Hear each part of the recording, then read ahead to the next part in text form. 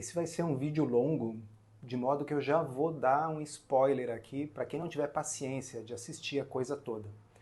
Quando vocês lerem fibra de tapioca, ou fibra de mandioca, ou isomalto oligosacarídeo, ou IMO, tudo isso é igual ao açúcar, eleva a glicose tanto quanto o açúcar e, na realidade, sequer é uma fibra verdadeira.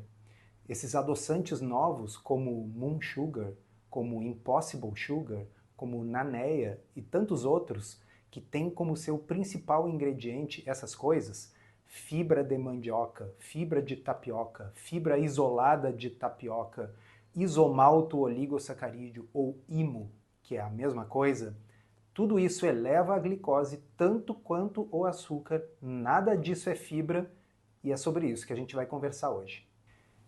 De uma hora para outra, uma verdadeira febre tomou conta do país. As confeitarias mais sofisticadas, como aquelas que a gente encontra nos shoppings mais caros de São Paulo e do resto do país, começaram a mudar suas receitas e as suas alegações.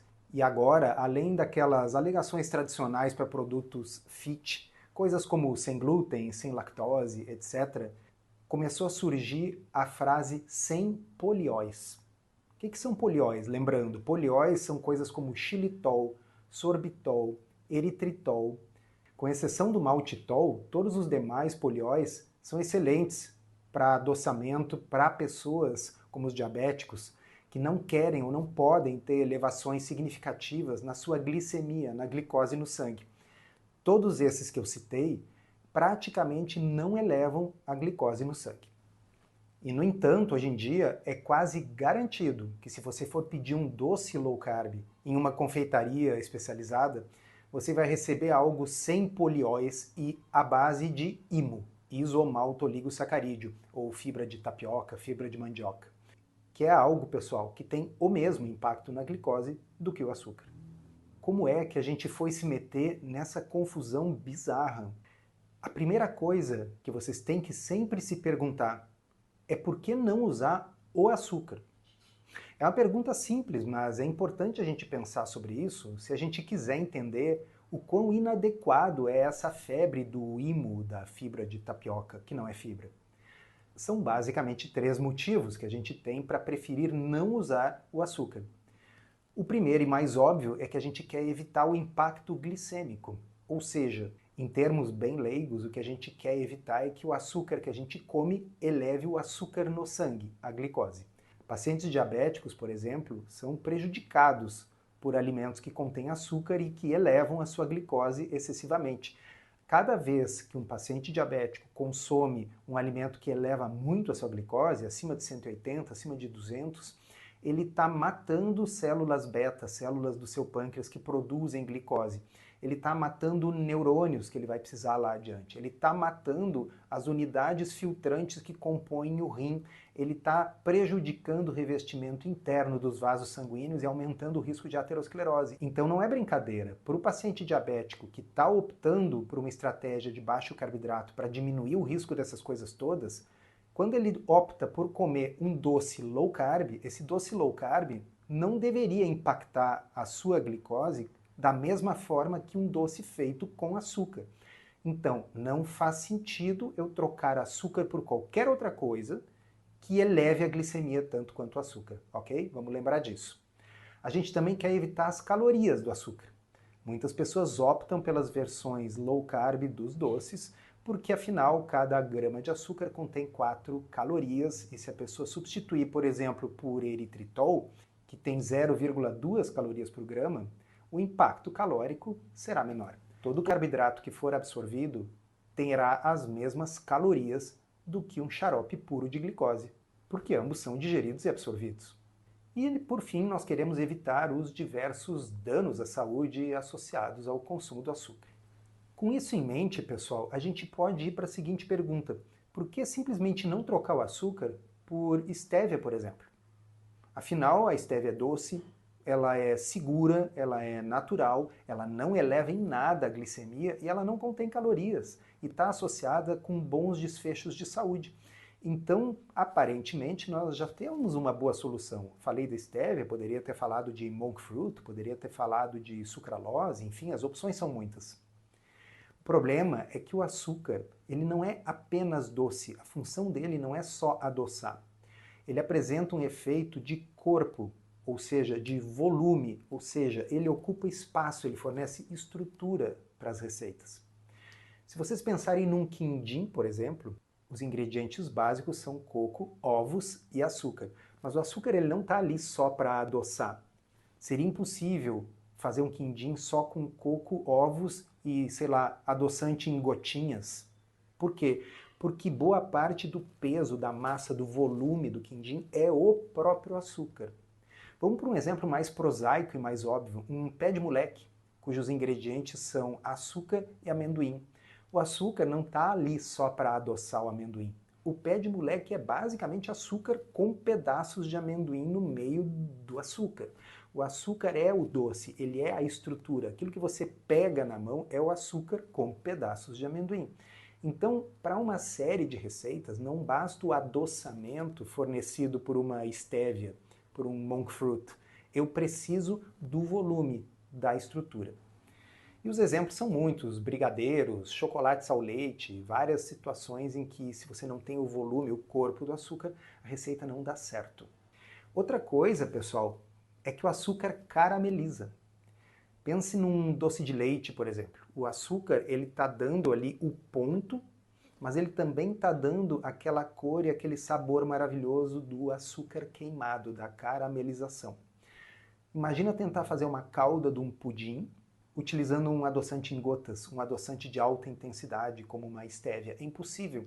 Eu preciso do açúcar para dar aquela textura que escorre lentamente de uma calda e o sabor e o aspecto visual da caramelização. Então, substituir o açúcar não é tão fácil como apenas substituir o gosto doce. De modo que quando a gente só precisa adoçar alguma coisa, um chá, um café, um iogurte, qualquer adoçante de alta intensidade, qualquer stevia em gotas ou concentrada em pó, resolve o problema, não tem impacto glicêmico, está resolvido. Mas como resolver quando a gente precisa desse efeito estrutural, deste volume, desse corpo? E foi para preencher essa necessidade que surgiram os abomináveis, terríveis, absurdos adoçantes culinários ou de forno e fogão.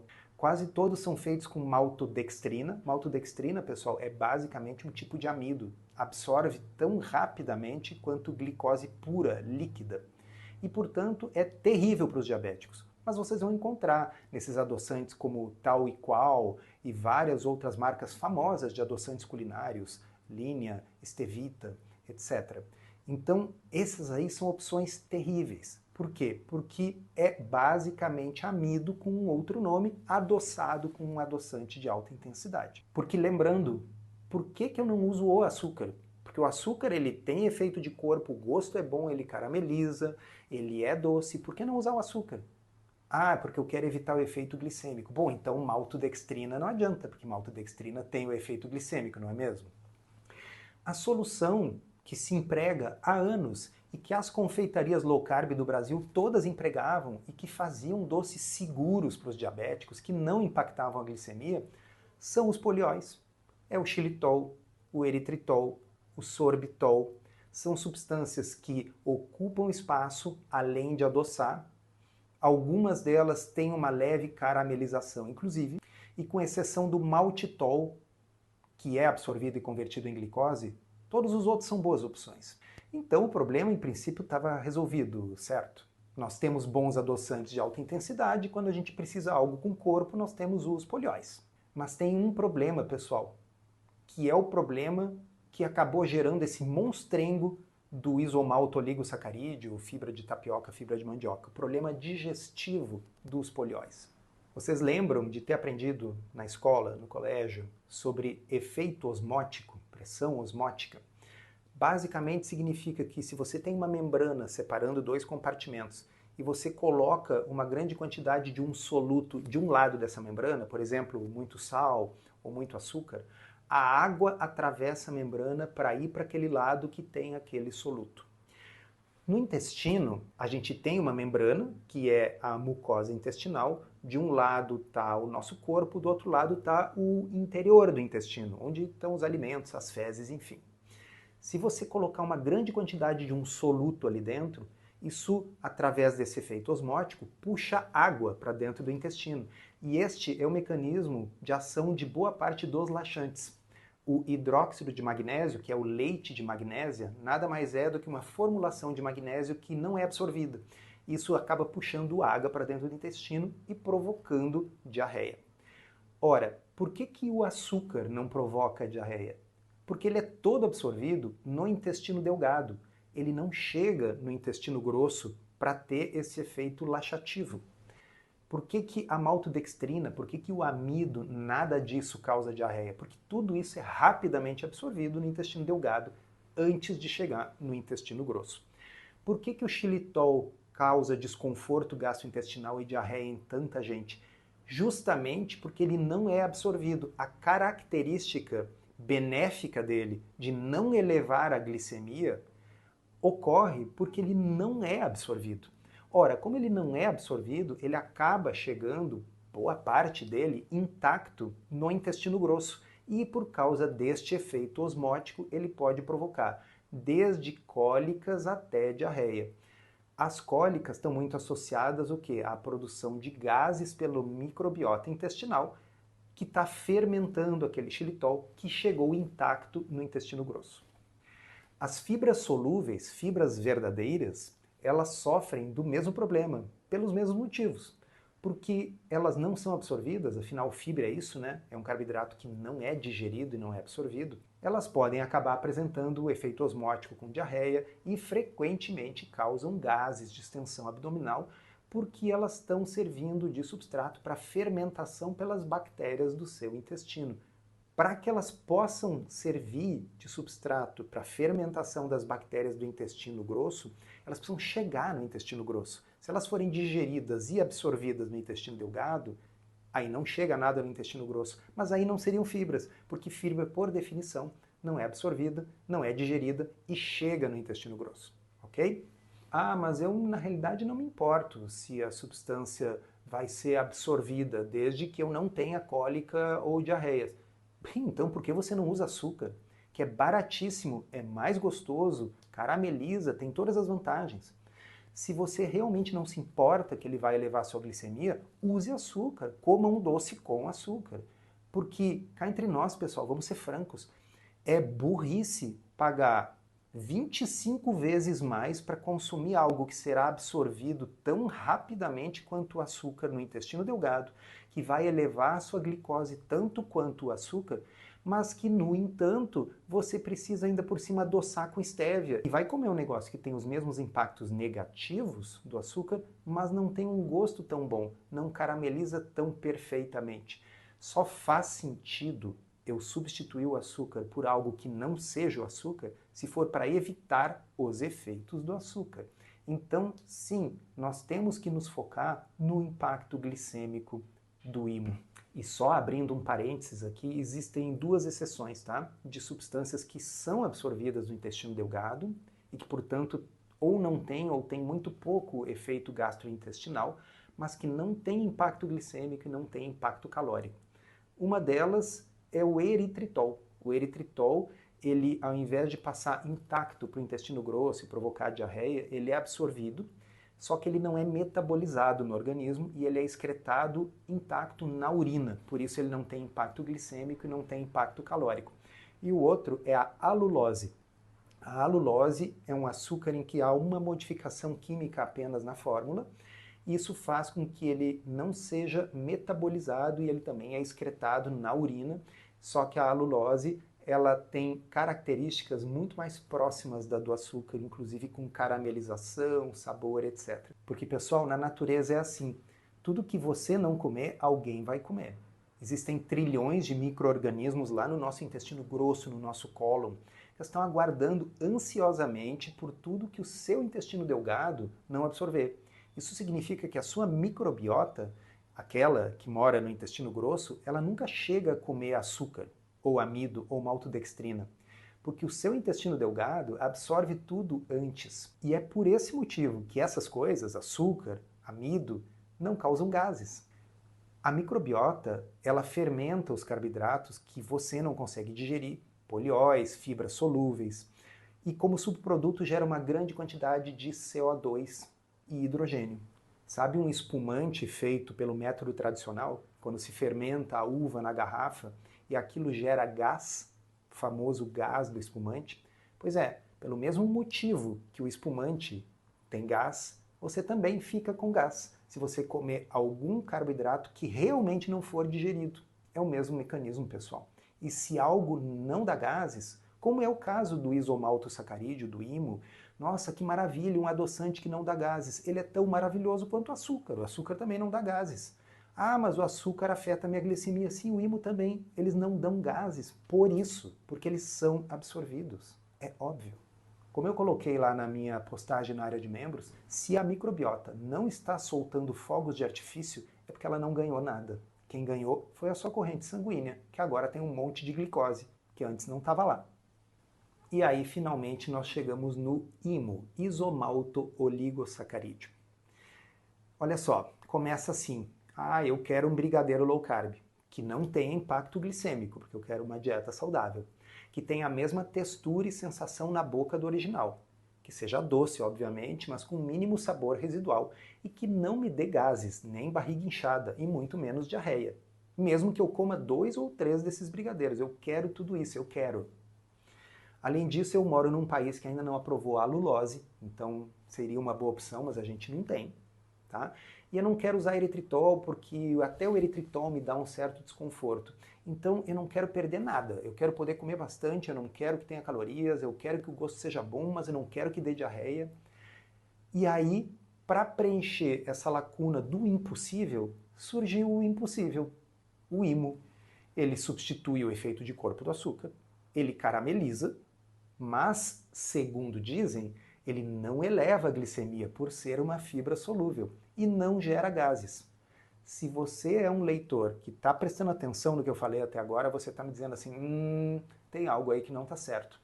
Porque ou ele não impacta a glicemia, ou ele não gera gases.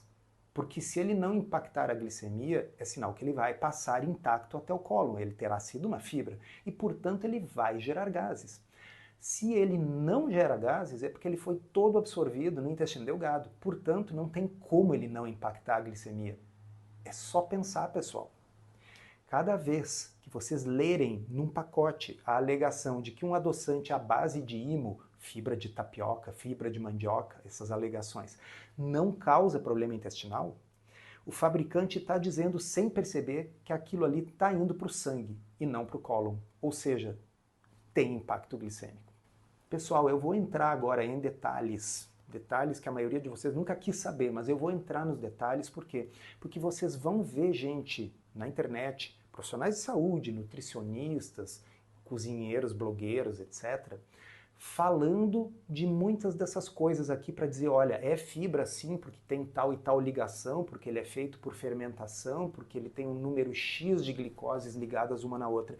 Então, infelizmente, vamos ter que conversar um pouquinho sobre a ciência do isomalto-oligosacarídeo. Vamos começar com algumas definições. A glicose é uma molécula e é um monossacarídeo. Se eu tenho duas glicoses juntas, como é o caso da maltose ou da isomaltose, a gente tem um disacarídeo. Se eu tenho 3 glicoses juntas, é um trissacarídeo, assim por diante. Mais do que 2 moléculas de glicose, mas menos do que 10, a gente chama de oligosacarídeo. Oligo é pouco, né? É um número de glicoses que não é muito grande. Acima de 10 é um polissacarídeo. Então, quando a gente fala em isomalto-oligosacarídeos, nós estamos nos referindo a um conjunto de moléculas de glicose ligadas entre si que podem ter comprimentos variando de 3 até 9 moléculas de glicose.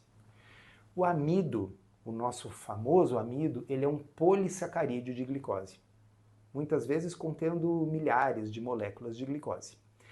A maltose é um disacarídeo de glicose. Ambos, eles são prontamente digeridos. Quando você ingere, eles elevam a sua glicemia assim, ó, por uma enzima que nós possuímos na nossa saliva e fundamentalmente no nosso pâncreas, que é a alfa-amilase. E ela consegue digerir muito rapidamente o amido, porque as moléculas de glicose no amido são ligadas na forma que está nesta figura aqui, ligando o carbono 1 de uma molécula com o carbono 4 de outra. Isso chama-se uma ligação alfa-1,4. É a ligação mais fácil de digerir, é a ligação mais comum no amido ou na maltodextrina. Por isso que maltodextrina e xarope de glicose, para fins glicêmicos, é a mesma coisa. Existe uma outra ligação bem comum entre as moléculas de glicose chamada alfa-1,6. Essa alfa-1,6 ela não é digerida pela alfa-amilase, ela não é digerida por esta enzima que nós possuímos na nossa saliva e no nosso pâncreas que digere o amido. Então vamos guardar essa informação porque eu vou voltar a ela depois. As moléculas de glicose podem estar ligadas por ligações alfa-1,4, como no amido, ou por alfa-1,6, que acontece inclusive no próprio amido, em alguns pontos em que essa molécula de amido se ramifica. Mas essa ligação alfa-1,6, a enzima amilase não consegue digerir. Bom, o que é o IMO, o isomalto-oligosacarídeo? É uma mistura de diversos pequenos polímeros de glicose com 3 a 9 açúcares que são ligados entre si, alguns por alfa-1,4, outros por alfa-1,6 e alguns ainda por algumas ligações mais exóticas, mas principalmente são essas aí. Então aqui na tela eu estou colocando um exemplo de IMO e vocês vão ver ali que tem ligação alfa-1,4 e tem ligação alfa-1,6. O que acontece? A enzima alfa-amilase, a amilase, ela não consegue digerir completamente essa molécula, porque ela no máximo vai quebrar aquela ligação alfa-1,4 que tem ali, mas aquelas outras alfa-1,6 ela não vai conseguir quebrar. Então vão sobrar 2 sacarídeos aqui, um com 2 glicoses ligadas por uma ligação alfa-1,6, que é uma isomaltose, e outro com 3 glicoses. A ideia de que o IMO seja uma fibra surge de uma visão absurdamente simplista da digestão, da ideia de que o que a alfa-amilase não consegue digerir, o ser humano não consegue digerir, como se a amilase fosse a única enzima que digere carboidratos. Então, sim, se eu colocar num tubo de ensaio esta molécula que vocês estão vendo na tela e jogar a amilase ali, não vai surgir apenas glicose na minha mistura, eu vou ter uma mistura de outros sacarídeos que a amilase não consegue digerir. Então, quando um fabricante de adoçante desses novos aí resolve comprar da indústria dezenas de quilos desse pó branco chamado isomalto-oligosacarídeo, o que ele está comprando, na verdade, é uma mistura de moléculas como essas que vocês estão vendo na tela. Então, nós temos alguns ímons que têm basicamente ligações alfa-1,4 e são prontamente digeridos, ligações essas representadas pela cor amarela aqui. Nós temos outros que têm uma mistura de ligações alfa-1,4 e alfa-1,6, que vão ser parcialmente digeridos pela amilase. E nós temos alguns como esses que têm apenas ligações alfa-1,6 ali em vermelho, que a amilase realmente não consegue digerir e que são um pouco mais difíceis do nosso organismo digerir. A questão é, será que a gente depende somente da amilase para digerir os ímons? Vamos fazer uma digressão, pessoal, e falar um pouquinho sobre o que é uma fibra. Porque vocês estão vendo nas embalagens desses produtos a alegação falsa de fibra isolada de tapioca, fibra de tapioca, fibra de mandioca, fibra de tapioca resistente. Nada disso é fibra. Vamos entender o que é fibra? Antigamente, fibra era apenas o esqueleto não digerível das plantas. Depois que você extraía tudo, o que sobrava era fibra, em geral celulose, pectina, lignina. Pensem numa folha de alface, aquilo ali é basicamente celulose. A maioria de nós já teve a experiência de ver que existe uma parte do milho que não é digerida. Então aquela casquinha, aquilo lá é fibra. Ninguém duvida que é fibra. Então, originalmente, as pessoas achavam que fibra era só isso, tá? Esse esqueleto que sobra da digestão dos vegetais. Só que aí os cientistas descobriram que existem também fibras solúveis. Elas não aparecem assim intactas depois da nossa digestão e elas não são visíveis a olho nu, mas elas resistem à digestão. Portanto, tecnicamente, elas são fibras. Se eu tenho um carboidrato que não é digerido, ele é uma fibra. Como é que a gente faz em laboratório para encontrar uma fibra que é invisível, que ela é solúvel em água? Originalmente, você pegava o alimento e incubava ele com a enzima alfa-amilase, aquela que está na nossa saliva e no nosso pâncreas. Essa enzima ela vai transformando em glicose praticamente todo o carboidrato que tem ali. Aí depois você adicionava álcool 78%. Essa concentração de álcool faz com que os carboidratos solúveis se precipitem. E aí você começa a ver que existe um grupo de carboidratos que não foi digerido pela alfa-amilase, estava em solução e que precipitou no álcool. Isso aí passou a ser considerado fibra solúvel. Por quê? Porque era carboidrato que não tinha sido digerido pela alfa-amilase. Qual o erro desse pensamento, pessoal? A alfa-amilase não é a única enzima no trato digestivo humano que digere carboidratos. Mas o pessoal não se tocou, não sabia, ou tecnicamente era muito complicado fazer algo diferente em laboratório naquela época do século passado. Qual é o problema? Muitos oligosacarídeos, como os que formam boa parte dos ímãs, também precipitam com álcool 78%. Só que eles não são fibra. Por quê? Porque embora eles resistam à digestão da alfa-amilase em laboratório, na hora que você coloca elas no intestino, na hora que você come o ímã, é tudo digerido. Nessa foto aqui vocês estão vendo uma microscopia eletrônica de uma célula do revestimento interno do nosso intestino, de um enterócito. E aquilo ali que parece uma escovinha são as microvilosidades intestinais. Nas microvilosidades intestinais existem enzimas que estão presas a essas vilosidades e que completam a digestão dos carboidratos que a amilase não conseguiu digerir. Nessa outra foto aqui, vocês enxergam aquela parte marronzinha em cima das vilosidades que foram pintadas de rosa. Ali estão situadas as enzimas que são capazes de digerir boa parte dos carboidratos que a amilase não conseguiu. Elas têm nomes complicadinhos como sucarase isomaltase ou maltase glicoamilase. O importante não é necessariamente vocês decorarem o nome dessas enzimas, mas se a gente der uma olhada nesse esqueminha aqui, o que a gente vai ver é justamente ali um ímo, aquela molécula ali embaixo com 1, 2, 3, 4, 5, 6 glicoses, sendo digerida pela enzima isomaltase. Preste atenção no nome dessa enzima, pessoal. É isomaltase. A função dela na vida é provar que o isomalto-oligosacarídeo não é fibra. Porque o isomalto-oligosacarídeo é digerido pela isomaltase, quase que totalmente e com certa facilidade.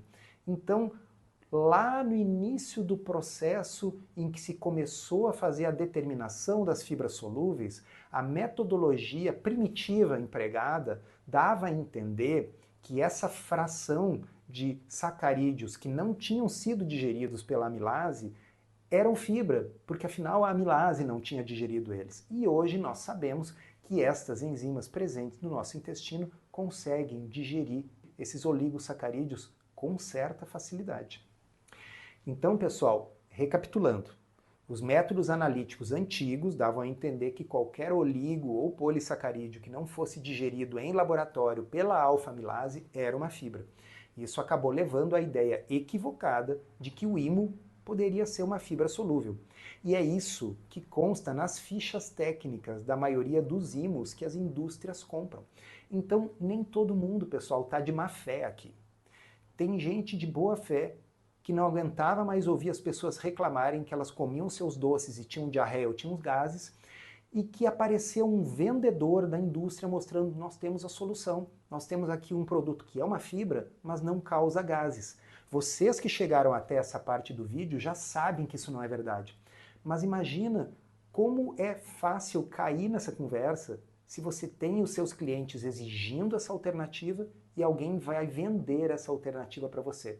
Infelizmente, não é verdade, né? Mas, pessoal, afinal, qual é o impacto glicêmico do ímã? Porque muito mais importante do que todos esses mecanismos que eu estou falando aqui é, será que o raio da substância eleva a glicose dos seres humanos ou não? E para isso a gente nem precisa saber essa bioquímica toda. Eu estou falando nessa bioquímica toda para que vocês possam contrapor argumentações que estão sendo feitas na internet para salvar o negócio de algumas pessoas. Então, o melhor estudo com esse desfecho de glicemia foi publicado em 2018, eu estou colocando aqui na tela, e vocês vão ter os links para todos esses estudos na descrição aqui desse vídeo. Nesse estudo, 26 voluntários sadios foram testados utilizando um IMO comercialmente disponível versus dextrose, que é glicose pura, uma solução de glicose pura, 50 gramas de carboidrato de cada um dos dois. Aqui vocês estão vendo o score de sintomas gastrointestinais com açúcar e com IMO. E percebam que não tem diferença, que é igual, ou seja, essa alegação é verdadeira. O IMO realmente não causa sintomas gastrointestinais. E é pelo mesmo motivo que o açúcar não causa, porque ambos são absorvidos rapidamente no intestino delgado. Então, se o objetivo é simplesmente não ter efeito gastrointestinal, por que não usar açúcar logo, já que ambos vão ser absorvidos, elevar a glicemia? Mas aí o pessoal está indo aí na internet dizer que o IMO ele é uma fibra que tem efeitos pré-bióticos e estimula as bactérias boas do seu intestino. Pessoal, para estimular as bactérias boas do seu intestino, e lembrando que essas bactérias moram no intestino grosso, qualquer coisa precisa chegar no intestino grosso, caso contrário não vai estimular nada. Então, uma das formas que a gente teria é pedir para as pessoas contarem o número de puns que elas fazem por dia. Mas uma forma mais objetiva é medir o hidrogênio expirado. Parte da fermentação dos carboidratos no intestino grosso gera hidrogênio, e esse hidrogênio se difunde pelas paredes do nosso intestino e a gente elimina na respiração. Então, uma fibra verdadeira, ela eleva o hidrogênio expirado muito mais do que se você consumisse glicose, que não chega no intestino e, portanto, não é fermentado e não produz hidrogênio nenhum. O gráfico que vocês estão vendo agora na tela é, em azul, o açúcar, em vermelho, o IMO. Vocês percebem que é a mesma coisa? Que não faz nenhuma diferença? Que o IMO não produz fermentação intestinal e, portanto, não estimula bactéria nenhuma. Isso aí, pessoal, não é fibra de tapioca, nem fibra de mandioca, nem fibra de coisa nenhuma. Isso é uma ficção, isso é um carboidrato facilmente digerível. Mas aí vem a perguntinha. Ora, se esse IMO não chegou no intestino, se ele não provocou nenhuma fermentação intestinal, para onde ele foi? O pessoal só tem um lugar para onde ele pode ter ido, que é para a corrente sanguínea das pessoas. E aqui vocês veem neste gráfico o açúcar em azul, o IMO em vermelho, e é absolutamente superponível. A elevação da glicose com açúcar e com IMO foi o mesmo. Por quê? Porque ambos são digeridos e completamente absorvidos no intestino delgado. Mas aí eu já estou ouvindo, mas os IMOs não são todos iguais. O IMO daquela marca cara e famosa, ele é produzido por, aí vocês escolham a expressão que vocês quiserem, polimerização longa, fermentação, rituais celtas. Pessoal, tanto faz. Os autores desse estudo testaram diferentes tipos de IMO. Então eles testaram agora neste gráfico aqui um outro IMO que teria uma polimerização maior, uma fração maior de sacarídeos ligados por ligações alfa-1,6, aquelas que seriam mais difíceis de digerir. E vocês estão vendo a mesma coisa que eu, que as curvas são iguais à da glicose, que o efeito glicêmico é o mesmo. Então eu vou ler aqui um trechinho, traduzido pelo navegador, do estudo. Os autores dizem assim: os IMOs testados diferiram composicionalmente no estudo, com o Bioligo 7010 tendo um DP médio mais alto. O que significa isso? Ele tem, naquela mistura de polímeros de IMO, uma quantidade maior de IMOs com uma polimerização maior, com um número maior de glicoses ligados entre si, polímeros mais longos, do que o Bioligo 5040. No entanto, essa diferença no grau de polimerização entre os dois IMOs não afetou a sua digestibilidade e mostrou-se totalmente digerível e, portanto, calórica. Mas está escrito aqui no meu adoçante sofisticado que ele tem 1 caloria por grama. Não é verdade.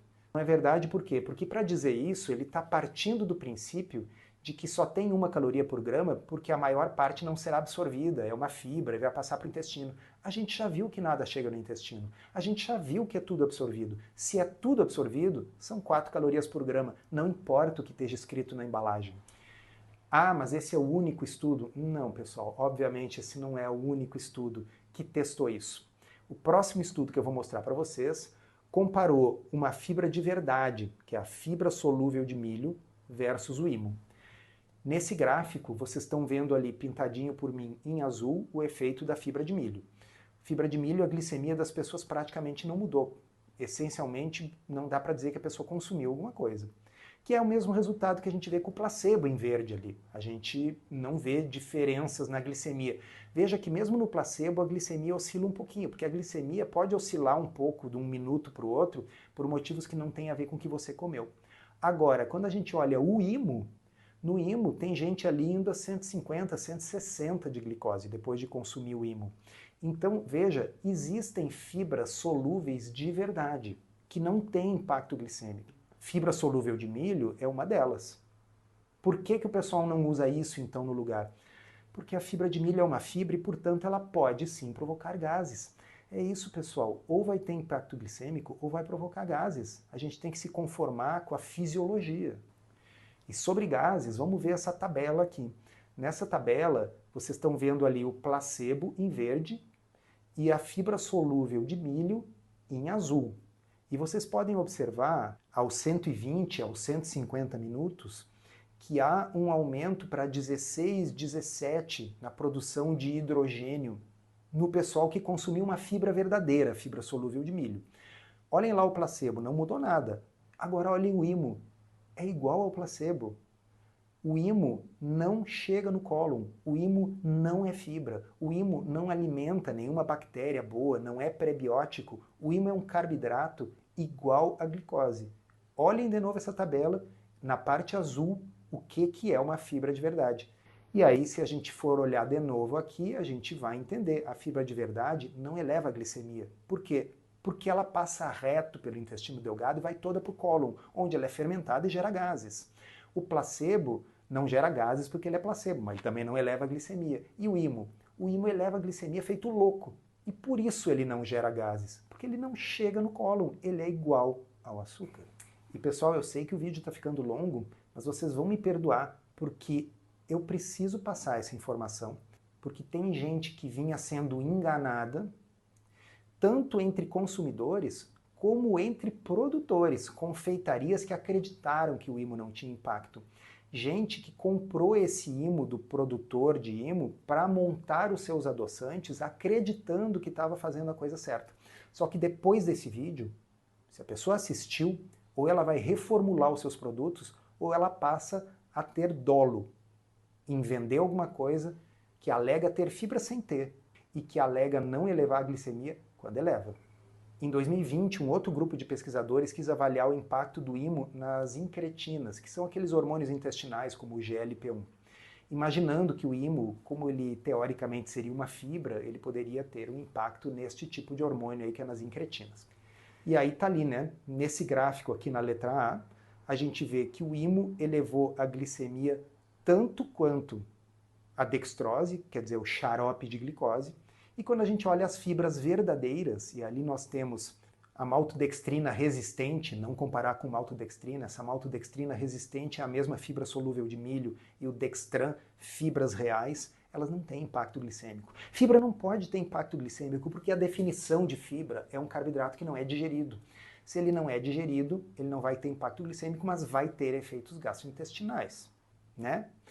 E aí, observem aqui embaixo, na letra C, o efeito na insulina.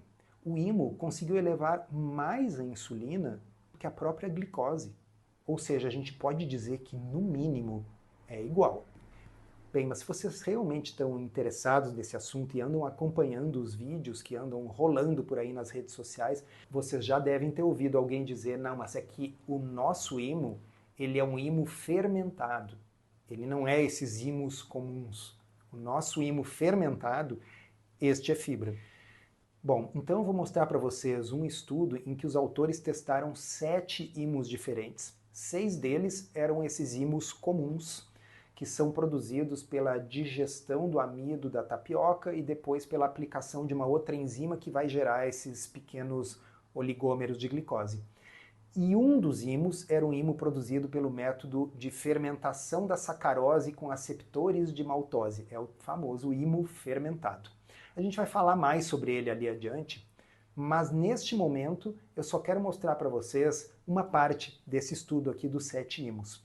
Os autores pegaram um dos imos e testaram neles mesmos. Tá? E aí está a curva glicêmica deles aqui. Vocês veem que é praticamente superponível à da glicose pura. Eu sei que eu estou sendo repetitivo, mas é porque é importante que fique sedimentado para as pessoas que os estudos modernos que avaliaram o impacto glicêmico do imo em seres humanos são unânimes em que tem alto impacto glicêmico. Mas, pessoal, esse testezinho que os autores desse último estudo fizeram, todo mundo pode fazer. Basta um glicosímetro desses de picar a ponta de dedo, ou preferencialmente um monitor contínuo de glicose, como o Libre, o Sibionics, enfim, esses que a gente coloca no braço, para a gente poder acabar com qualquer falsa alegação. Bem, vocês precisam saber algumas coisas se vocês quiserem testar em si mesmos o efeito de um imo. Tem que ser o imo misturado em alguma coisa não calórica e sem impacto glicêmico nenhum. Por exemplo, um chá de camomila, um chá de erva cidreira. Pode testar na água mesmo, né? Como se fosse fazer uma água com açúcar. Tá? Não vai misturar com leite, porque leite tem impacto glicêmico. E muito importante, tem que estar de estômago vazio, tem que ser em jejum. Você tem que testar isso de manhã, quando você acordou e ainda não consumiu nada. Aí você vai ver quanto é que está a glicose e vai colocar uma quantidade razoável de imo. Porque se botar bem pouquinho imo, não vai ter grandes impactos glicêmicos. Ah, mas então basta eu usar bem pouquinho? Ah, tolinho, basta usar pouquinho açúcar que também não vai ter impacto. As pessoas usam um adoçante porque elas não querem o impacto do açúcar. Pouco açúcar não faz diferença. Quer dizer, chocolate 70%, se você comer um quadradinho, não vai elevar a glicemia, mesmo que ele seja feito com açúcar. Ninguém está preocupado com pouco açúcar. A pessoa compra um adoçante para substituir o açúcar porque ela quer usar bastante, porque ela quer fazer um brigadeiro, porque ela quer fazer um quindim e não tem impacto. Então, se é para usar, vamos colocar 2 colheres de sobremesa de açúcar nesse chá para ver se a coisa eleva a glicemia ou não. Esses testes que eu vou mostrar para vocês, eu fiz com 2 colheres de chá, eu fui camarada. E vocês querem ver o que aconteceu? Esse aí é o Impossible Sugar, cuja composição é fibra de tapioca, que vocês já sabem que não é fibra, é imo, talmatina e estévia. É muito impressionante, pessoal. Qualquer coisa com apenas 2 colheres de chá elevar a glicemia a mais de 170. Isso é a mesma coisa que glicose pura. Então eu resolvi comparar o próximo imo, que é o Moon Sugar, cujo ingrediente está escrito ali, ó, isomalto-oligosacarídeo de mandioca, esteviol e talmatina. E olhem a tabela nutricional. Segundo a tabela nutricional, ele é zero tudo. É zero tudo, exceto fibra. Ele é só fibra. Então, como a gente já viu nos estudos, não deveria ter nenhum impacto na glicemia, não é verdade? Olha ali, 167 com 2 colheres de chá. Então eu resolvi fazer um outro testezinho comparativo do Moon Sugar e suas zero tudo, alto em fibras, comparar com batatas, que subiram menos, e comparar com açúcar cristal caravelas. E aqui prestem atenção, tem que dar um intervalo grande, tá, pessoal? Olha ali, ali eu testei de manhã o Moon Sugar, eu fui testar só no fim da tarde aquele açúcar cristal, que era para já estar em jejum em relação ao almoço. Porque se você comeu carne, salada e tal, qualquer açúcar que você comer depois, mesmo que esse açúcar seja um imo, que é a mesma coisa, vai elevar pouco a sua glicemia. Então o teste ele tem que ser feito em jejum, ok? E vocês viram que o açúcar elevou menos do que o imo, e foi a mesma quantidade, tá? 2 colheres de chá. Ok, é um teste em uma pessoa, mas tá bem, porque eu já mostrei estudos científicos para vocês. O primeiro estudo que eu mostrei, ele eram 26 pessoas. Pessoal, sobe a glicemia. E vocês já sabem por quê. Porque o que não é digerido pela amilase é digerido pela isomaltase. A gente sabe que é digerido. Não há mistério em relação a isso. E a seguir eu testei mais um, que é o Nanea, que alega ser fonte de fibras. e ao mesmo tempo diz ter apenas 2 ingredientes. Fibra isolada de tapioca, a essas alturas você já sabe que não é fibra, que é IMO, e estévia. Pessoal, um parêntese. Quando vocês leem fibra isolada de tapioca ou fibra de mandioca, eu não culpo ninguém de imaginar que as pessoas estão pegando aquela mandioca e extraindo uma fibra que a mandioca contém, isolando uma fibra da mandioca ou da tapioca. Não existe isso, tá, pessoal? Não é isso que acontece. O que o pessoal está pegando é o amido da mandioca, estão purificando esse amido da mandioca, digerindo esse amido com a alfa-amilase até ele virar uma mistura de açúcares e disacarídeos, maltose e isomaltose, e aí utilizando um método enzimático em laboratório, em fábrica, para sintetizar artificialmente uma sopa de isomalto-oligosacarídeos. E aí chamam isso de fibra isolada de tapioca. No mínimo induz ao erro. Primeiro, porque a gente já sabe que não é fibra, isso é tudo absorvido e nada chega no colo. Segundo, porque não foi isolada da tapioca, nem nada assim, foi um amido que era da tapioca, poderia ter sido do milho, que foi digerido enzimaticamente e depois polimerizado em uma sopa de imos, num método sintético em uma fábrica. Não tem nada de natural nisso aqui. Não que não ser natural seja um problema. Eu não sou alguém favorável à falácia naturalista. Tem um monte de coisas naturais que fazem mal, como o açúcar, e tem coisas que não são naturais, que não são problema. O problema do IMO não é ser natural ou artificial. O problema é que ele não é uma fibra e que ele eleva a glicemia tanto quanto o açúcar. Vamos ver o que aconteceu quando eu testei aqui um novo conceito de adoçar fonte de fibras baseado na fibra isolada de tapioca. Com 2 colheres de chá, a glicemia ultrapassou 150. O problema, na minha visão, é que isso é como beber açúcar, em termos glicêmicos, mas com gosto de estévia. Tá bem, é uma estévia de qualidade, não é ruim a estévia que eles usam, mas tem gosto de estévia. E com preço de ouro, porque o açúcar é muito barato. Se eu não me importar em ter aquela elevação da glicose, se aquele nível de elevação de glicose até 150 não for um problema para mim, porque eu sou saudável, porque eu não vou consumir isso o tempo todo, por que não usar açúcar, que vai ter o mesmo nível de elevação, não vai ter gosto de estévia e deve custar o quê? Uns 3, 4 reais o quilo? Por que pagar 50 reais para uma coisa que é pior? Ah, mas doutor Soto, eu vi uma fulaninha que mostrou o teste glicêmico dela ao vivo no Instagram e não subiu. Será que o teste foi igual? Será que foi com IMO mesmo? Porque olha só, várias dessas marcas já estão se dando conta do pepino em que elas se meteram e estão diversificando o seu portfólio. Então, algumas das marcas que eu mostrei para vocês já tem uma versão que é com eritritol. Já tem uma versão que é com polidextrose. Polidextrose é uma fibra de verdade, não tem impacto glicêmico. Existem versões no mercado que usam fibra solúvel de milho. Então, por exemplo, um dos vídeos que eu vi, a pessoa fez o teste e não subiu, mas se você pausasse o vídeo e olhasse, ela estava usando uma versão nova do adoçante que é com polidextrose. Bem, aí não sobe mesmo, pessoal. Eu estou me referindo às com IMO, com fibra de tapioca, fibra de mandioca. Isso eleva a glicemia. Ou então, a pessoa está testando sem estar em jejum, ou a pessoa está testando uma quantidade pequena, ou a pessoa está fraudando o teste, né? Internet tem disso, né, pessoal? É ruim, mas acontece. Ou então a pessoa está mostrando que ela fez um doce e ela utilizou esse componente, esse IMO, e a glicemia não subiu. Sim, mas daqui a pouco é um doce que tem uma pequena quantidade disso aí, tem bastante gordura, proteína, whey protein, sei lá o que na composição deste doce, e aí a glicemia sobe quase nada. Sim, mas se fosse com açúcar subiria quase nada. Vocês entendem que na hora que eu tenho que começar a dizer, olha, vocês até podem usar esse meu adoçante, mas tem que usar pouco, tem que usar juntamente com proteína e gordura, em uma quantidade modesta. Bom, essas são as instruções que eu precisaria dar para alguém usar açúcar e ter pouco impacto.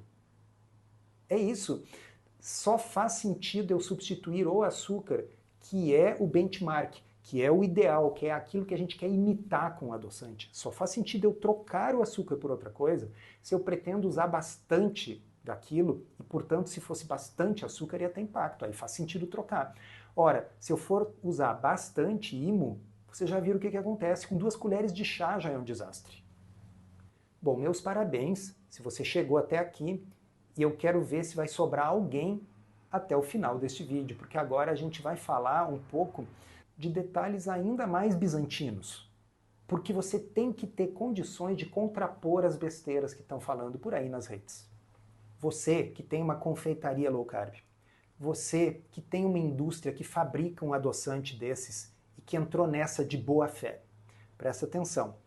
Eu sei que a ficha técnica destes IMOs, que são vendidos em bulk, em grande quantidade para a indústria e para confeitarias, elas dizem ali, de forma incorreta, que se trata de uma fibra e de que 70% ou 90% daquele pó não é digerível.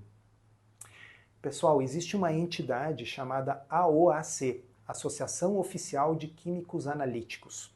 É uma organização científica internacional que estabelece métodos padronizados para análises físico-químicas e microbiológicas que garantem a segurança e integridade dos alimentos, bebidas, suplementos. E é este pessoal que padroniza a forma como se analisa a composição dos alimentos para determinar, entre outras coisas, quanta fibra tem ali. Periodicamente, a AOAC atualiza os seus métodos científicos porque a ciência vai progredindo, os métodos analíticos vão progredindo, então existem diversas especificações da AOAC que foram utilizadas no decorrer dos anos e muitas delas, as mais antigas, ainda são empregadas por alguns laboratórios.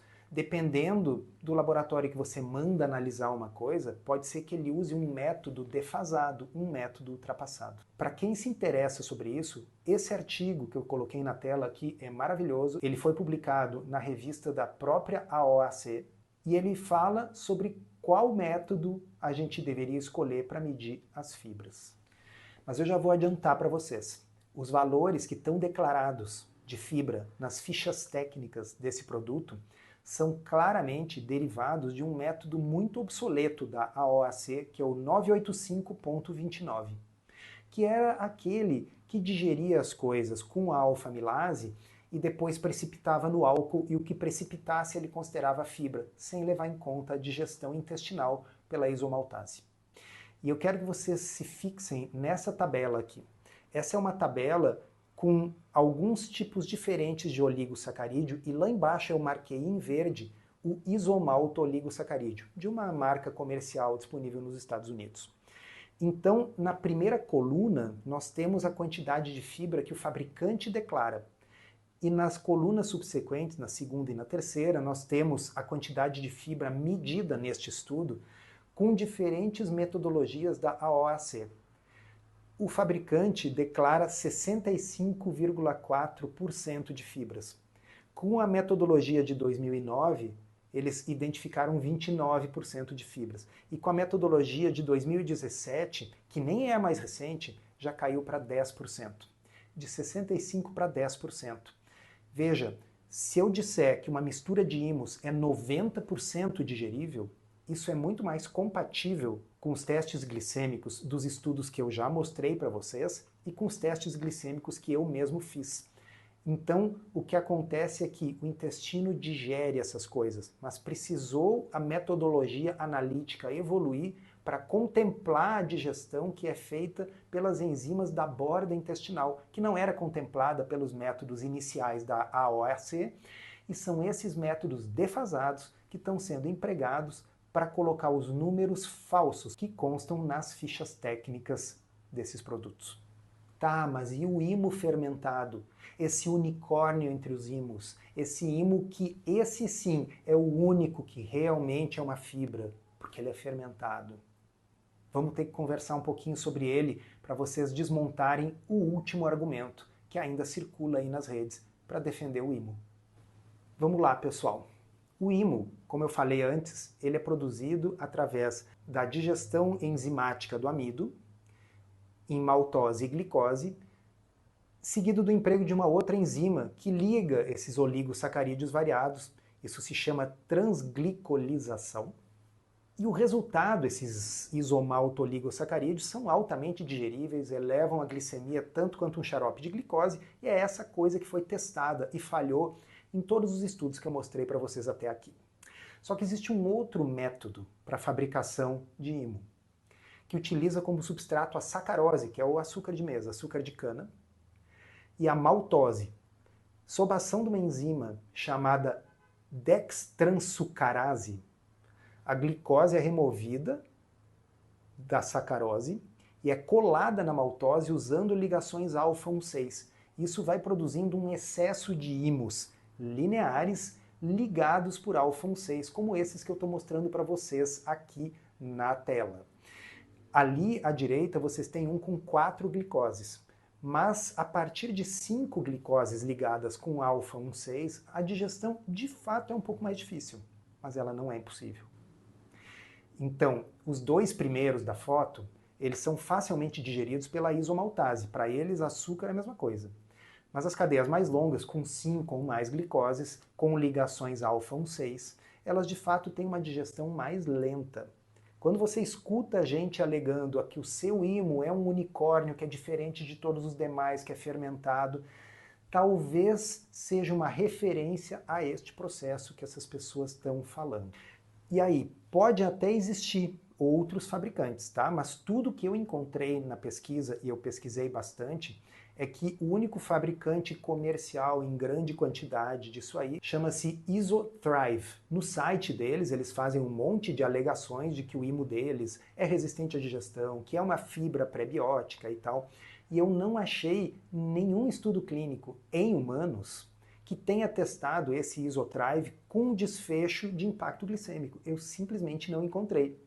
O que é bem estranho, né? Porque se ele realmente não impactasse em nada a glicose, eu tenho certeza que os fabricantes iam mostrar gráficos, como os que eu mostrei para vocês, da fibra solúvel de milho, que não tem impacto nenhum. Se o seu produto não tem impacto, por que você não tem estudos mostrando isso? Bom, eu estou colocando na tela um estudo que eu já mostrei para vocês antes, só que agora eu vou mostrar uma outra parte desse estudo. Eles testaram 7 IMOs, mas um deles era o Isothrive. Era esse aí que é produzido por fermentação. E o que vocês estão vendo na tela é um método chamado cromatografia, que permite descobrir a composição exata daquela mistura, daquela sopa de IMOs. E o que a gente vê ali embaixo, marcado em amarelo, é que realmente o Isothrive tem uma concentração diferente de IMOs em relação aos outros. E os IMOs que o Isothrive tem são aqueles que você esperaria mesmo pela fermentação, com pelo menos 5 glicoses ligadas por ligações alfa-1,6. Então, é verdade esse bilhete, que esse IMO produzido desta forma, por fermentação da sacarose com aceptor de maltose, ele é um IMO que tem uma composição que predominam oligosacarídeos lineares ligados por ligações alfa-1,6, que em tese seriam de digestão mais difícil, como esse aí que eu estou colocando na tela. Agora, lembram desse gráfico aqui que eu mostrei para vocês? Vem desse mesmo estudo. Os autores, eles testaram um IMO neles mesmos e subiu bastante a glicose. Mas percebem que eles não testaram o Isothrive? Porque eu queria mesmo era ver assim, tá, com os IMOs comuns, sobe a glicose, mas com esse Isothrive, quem sabe ela não subisse. Mas eles não testaram. E a pergunta que não quer calar é, por que que eles não testaram o Isothrive neles mesmos para, quem sabe, mostrar que ele era muito melhor, que impactava muito menos a glicose do que os IMOs comuns, já que eles se deram ao trabalho de fazer a cromatografia de todos eles, especialmente para demonstrar que aquele era diferente, mas na hora de testar a glicemia não testaram. E eu acho que eu sei a resposta, pessoal. Quando a gente vai lá no final do artigo, a gente descobre que os autores do artigo são sócios da Isothrive, eles são donos. Pessoal, vamos pensar comigo. Eles conseguiram demonstrar que todos os outros IMOs são péssimos na sua composição, o que ajuda a explicar por que que eles se comportam como açúcar, não se comportam como fibra, inclusive testaram neles mesmos para mostrar que é uma porcaria. Se eles tivessem feito um teste com o seu próprio produto, da empresa deles, e não tivesse elevado a glicemia, vocês têm dúvida de que esse resultado estaria no estudo? É óbvio que esse seria o principal resultado do estudo. Olha só, o nosso isotrive, o nosso IMO fermentado, não elevou a nossa glicose, ao contrário desses outros. O fato de terem demonstrado que a concorrência é ruim, mas de não terem demonstrado que o efeito do produto deles é bom, é extremamente suspeito, vocês não acham? Felizmente, um outro grupo testou de outra forma vários IMOs, inclusive esse isotrive. E esse é o último estudo que eu quero mostrar para vocês. Nesse estudo, mais uma vez, eles fizeram cromatografia de diversos IMOs. Mais uma vez, eles confirmaram, como a gente vê aqui na letra D da figura, que este IMO, o isotrive, esse por fermentação, tem uma composição que de fato é um pouco diferente dos outros IMOs, mas o fato é que quando a gente olha as linhas que ligam as bolinhas pretas, que é a produção de glicose pela digestão in vitro desses produtos, todos os IMOs foram completamente digeridos até glicose. O que eles fizeram nesse estudo que foi absolutamente fascinante? Eles primeiro digeriram com alfa-amilase, mas depois eles aplicaram enzimas como a isomaltase e a sucrase presentes no intestino humano que eles produziram em laboratório por um método de clonagem, ou seja, eles clonaram os genes responsáveis por essas enzimas, produziram estas enzimas que estão presentes na superfície do intestino humano e incubaram estes IMOs com estas enzimas, simulando da forma mais perfeita possível, in vitro, o que seria a digestão humana. E eles mostraram aqui que inclusive este IMO unicórnio fermentado é completamente digerido até glicose. A única coisa que eles salientaram nesse estudo é que, de fato, a digestão deste tipo de IMO é mais lenta. Porém, pessoal, os próprios autores concluem que IMO não é fibra, que o motivo que eles eram chamados de fibra era por um equívoco, porque a metodologia para digestão in vitro não conseguia simular adequadamente a digestão que acontece no corpo humano, e que, portanto, este componente tem que ser declarado como carboidrato. No máximo, se for este IMO produzido por fermentação, quem sabe um carboidrato de digestão mais lenta, mas ainda assim completamente digerível, que não chega no cólon, não é prebiótico, e por não chegar no cólon é que ele não produz gases. Se ele não chega no cólon é porque ele entrou todinho na corrente sanguínea da pessoa. E eu estou esperando que saia algum estudo ou que a gente possa, de alguma forma, botar as mãos num isotrive desses e fazer um teste glicêmico. Até o momento eu sou cético e eu já sei que vai elevar a glicemia, porque os estudos estão mostrando isso. Talvez a curva seja um pouco mais achatada, talvez suba um pouco menos do que os outros. Mas todos esses brasileiros que eu testei, a glicemia subiu igual, tal qual o açúcar. Então até aqui a gente já pode dizer o seguinte: todos os IMOs, e isso inclui o isotrive, o IMO fermentado dos unicórnios, todos foram completamente digeridos e convertidos em glicose, quando se utiliza enzimas humanas no estudo.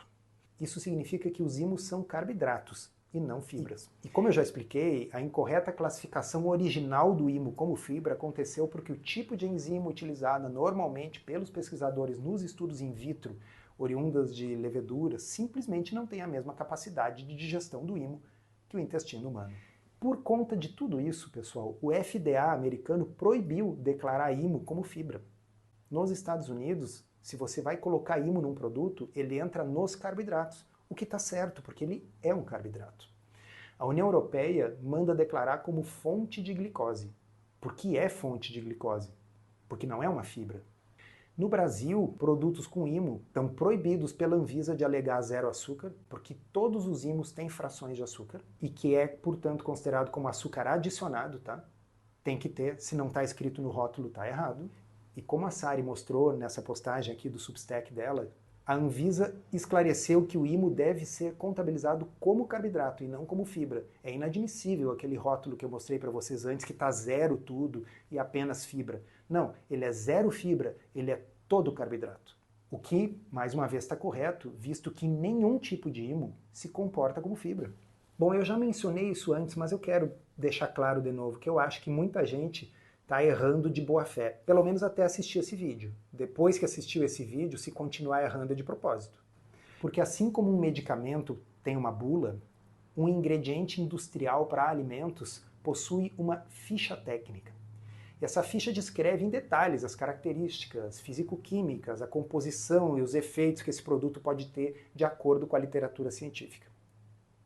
Graças ao trabalho investigativo da SARI, eu tive acesso a algumas dessas fichas técnicas que não chegam para o consumidor, são fichas que chegam para os produtores, que chegam para a pessoa que vai fabricar esse adoçante à base de IMO, que chega para o confeiteiro low carb que compra isso em grande quantidade.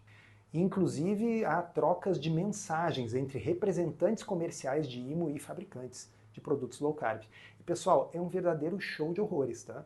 IMOs industriais idênticos a esses que foram testados e falharam em todos esses estudos que eu mostrei para vocês nesse vídeo, são descritos na ficha técnica como sendo 85% ou mais fibra pura, como dizendo que são adequados para diabéticos, sugerindo alegações como low carb, zero açúcar e coisas do gênero. É um show de horrores. Agora imagina que você, que está me ouvindo, possui uma empresa que fabrica doces low carb. E aí os seus clientes estão reclamando que não querem mais polióis, como xilitol, porque dá desconforto gastrointestinal, porque dá gases. Afinal, esses polióis, eles de fato não impactam a glicemia. E por isso que eles dão gases. Porque ao não impactar a glicemia, eles chegam intactos ao cólon e são fermentados. E a fermentação gera gases. O IMO não gera gases, porque ele é absorvido, não chega no cólon e não é fibra. Já entendemos. E aí, de repente, surge um representante simpático, maletinha, gravatinha, lá na empresa, com a solução perfeita. O mitológico pó branco, resistente à digestão, que é uma tal fibra isolada de tapioca, que pode ser usada como agente de corpo sem impactar a glicemia e que não causa nenhum efeito gastrointestinal adverso. Cara, não seria mágico? Sim, é só mágica, né? Só no mundo da mágica existe isso. Mas eu acho que as pessoas acabam caindo em golpes quando elas querem muito acreditar. O pessoal que cai no golpe do bilhete premiado, quase que querem cair num golpe, né? Então, assim, claro, eu quero um pó que não cause gases, que tenha efeito de corpo, que não tenha impacto glicêmico, que não tenha calorias, que seja fibra. Cara, você quer o impossível, você quer ser enganado.